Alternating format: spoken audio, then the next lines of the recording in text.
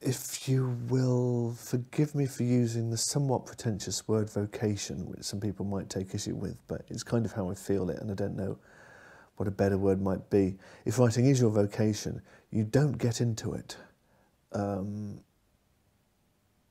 It's an itch you have to scratch.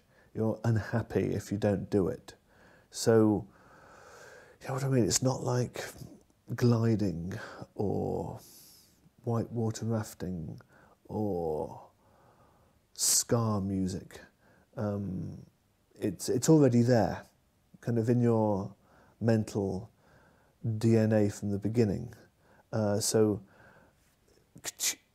getting into writing is more, in reality, it's more realising that it's there and slowly realising why you're edgy and antsy and why you feel locked in an airless room because you're not writing, and why you just enter this sort of different time, different space when you do write. It's sort of like Pink Floyd at its most spaced out in that time has a different register.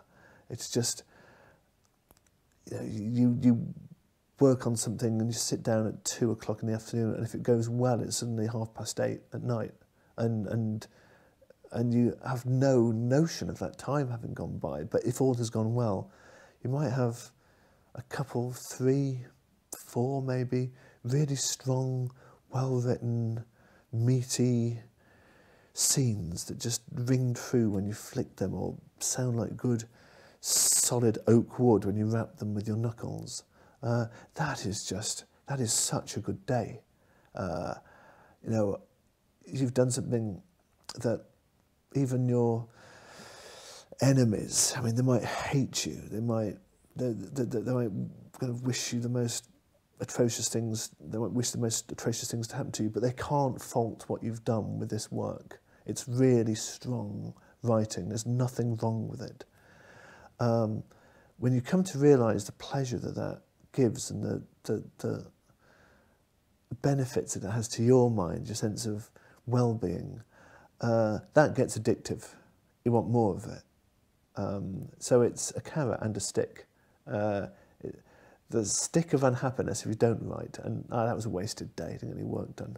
And just the juicy carrot of satisfaction when you've got a good scene or a well-edited scene, or so the narrative's gone further. And this is going to be real for people. They'll be reading this potentially after you're dead. You don't think about it all the time, I think that's bad for you, but potentially if the work's good, they might.